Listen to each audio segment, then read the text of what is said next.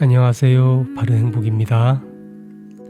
이전에 함께한 사는 약이다 책 소개 영상에 이어서 이번에는 네이버 블로그에 공개한 책 내용을 영상으로 제작하여 소개합니다.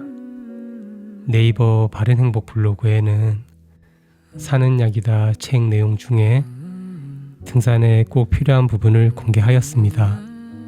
독자께서 책을 구매하지 않으시더라도 읽고 도움되시길 바라는 마음입니다. 자, 그럼 책 속 이야기로 함께 들어가 보겠습니다.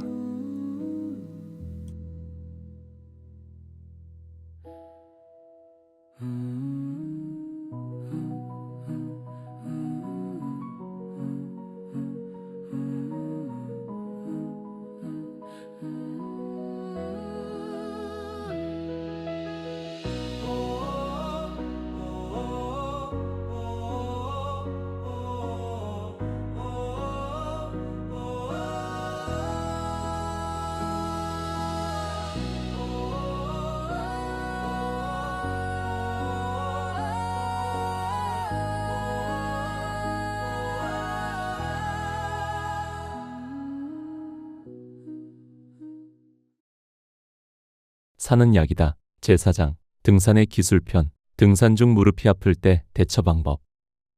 등산 중에 갑자기 무릎이 아프면 어떻게 해야 할까요? 제 경험상으로는 아프기 전 느낌이 조금 이상할 때 알아차려야 합니다. 깨어있는 마음으로 걸으면 무릎뿐만 아니라 몸의 어느 곳이든 조금만 느낌이 이상해지면 명확하게 알아차려집니다. 초기 신호를 놓치고 방치하다가 통증이 심해지면 답이 없습니다. 저는 이렇게 합니다. 걷다가 무릎에 이상한 느낌이 생기면 그 자리에 잠시 멈춰섭니다. 척추를 쭉 펴고 몸의 정렬을 바르게 만든 다음 바로 전 걸어온 동작을 돌이켜봅니다. 몸의 정렬인 척추 중립, 미드풋은 바르게 되었는지, 주동근이 바르게 쓰였는지, 걷는 보폭과 속도는 적당했는지, 스틱에 너무 의지하며 균형을 깨지는 않았는지, 마음이 급하지는 않았는지 점검합니다. 그러면 보통 뭔가 의심되는 원인이 짚입니다. 이때부터는 몸의 정렬인 척추 중립, 미드풋에 조금 더 신경 쓰고 보폭을 조금 줄이며 속도를 늦추고 마음도 느긋하게 내려갑니다. 몸을 주의 깊게 알아차리며 걷습니다. 무릎의 느낌이 이상하지는 않더라도 주의해야 할 전조 증상이 있습니다. 정상적으로 몸에 에너지를 공급하며 등산할 경우 아주 험하고 긴 거리를 걷지 않는 이상은 하체에 힘이 빠져 다리가 후들거리지는 않을 것입니다. 그런데 별로 길고 험한 코스의 하산길도 아닌데 이상하게 다리에 힘이 안 들어가고 걸음이 불안정할 때가 있습니다. 그 이유는 하체를 주도적으로 사용하지 않고 걸어서 그렇습니다. 긴 시간 걸어 몸이 피로해서 하체에 힘이 빠진 것과 하체가 주도적으로 힘을 쓰지 못하며 걷는 것은 다른 것입니다.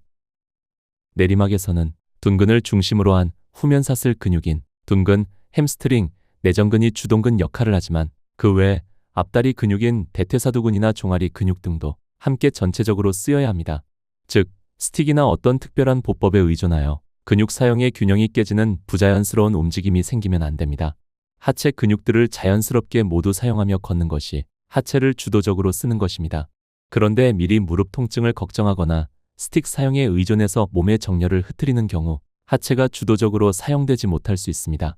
더군다나 등산 경험이 적거나 평소 무릎 통증으로 고생한 경험이 있으면 무릎에 약간의 이상한 느낌만 생겨도 겁을 낼 수 있습니다. 옆으로 걷거나 스틱에 지나치게 의존하는 식으로 몸의 정렬을 흐트리는 경우가 생깁니다. 스틱이나 보법 같은 것은 단지 보조 수단일 뿐입니다. 하체를 바르게 주도적으로 사용하며 걷는 속도와 보폭을 잘 관리하면 걸을수록 하체에 힘있고 안정된 느낌을 받을 것입니다.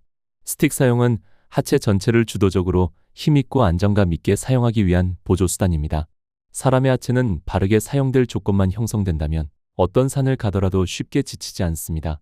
몸의 정렬을 바르게 한 후 하체를 믿고 자연스럽게 걸으면 됩니다. 스틱으로 걷지 말고 하체로 걸으십시오.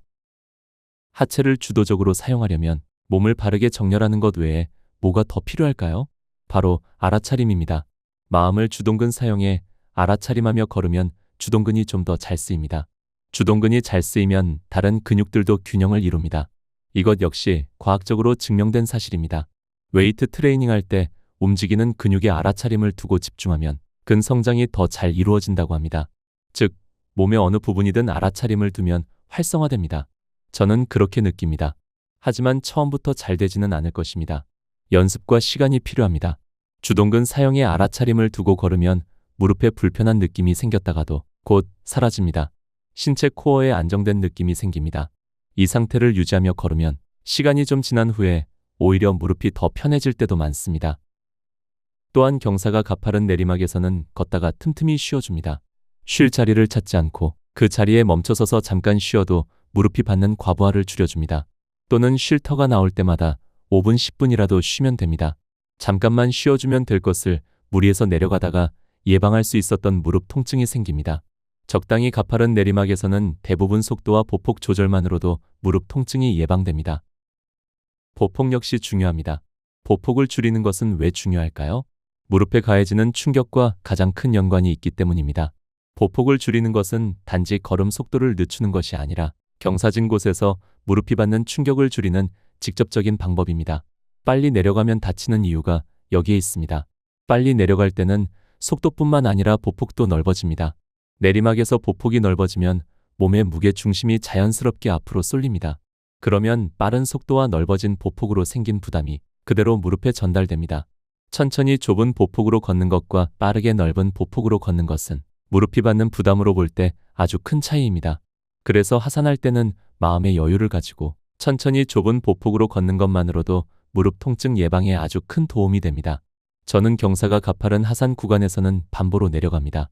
설악산 5세 코스 같은 곳의 가파른 구간은 대부분 반보로 내려갑니다. 사실 느긋한 마음으로 보폭을 줄이고 천천히 내려가도 1시간만 더 늦게 내려간다고 생각하면 충분합니다. 빠르게 무릎 상하며 내려가 봤자 시간을 아주 많이 줄이지도 못합니다. 어차피 등산하는 날인데 몇십 분 더 빨리 내려가서 얼마나 큰 이득이 있을까요? 그렇게 줄인 시간으로 무엇을 할 건가요? 차라리 조금 더 여유를 즐기면서 부상 없이 내려가는 것이 현명한 것 아닐까요? 서울대학교 병원 재활의학과 정성근 교수님이 쓰신 100년 허리라는 책이 있습니다. 그 책을 읽어보면 퇴행성 허리 질환은 인간이 살아가며 함께하는 자연스러운 현상이라고 합니다. 하지만 사람에 따라서 유전적으로 좀 더 튼튼한 척추와 약한 척추를 가지고 태어난 차이는 있습니다. 그런데 허리 건강에 정말 중요한 요소는 척추 위생이라고 합니다. 즉, 사람 인생 100년 동안 간직할 허리의 사용은 타고난 것에 달린 것이 아니라 관리에 달렸다는 것입니다. 무릎도 마찬가지입니다. 선천적으로 튼튼하고 약하게 타고난 차이도 있고 또는 군 생활이나 과거의 어떤 사고로 인해 약해져 있을 수도 있습니다. 하지만 등산에서 무릎 통증은 관리에 달렸습니다. 앞에서 설명한 몸의 정렬부터 느긋한 마음가짐까지 무릎 건강을 지키는 모든 방법론이 관리에 관한 것입니다. 다시 말해서 지금 무릎이 어떻더라도 잘 관리하며 사용하는 방법을 익히면 등산을 무리 없이 즐길 수 있습니다. 아픈 무릎 때문에 좌절할 필요 없습니다. 모두 안전하고 행복한 산행하시길 바랍니다. 항상 몸과 마음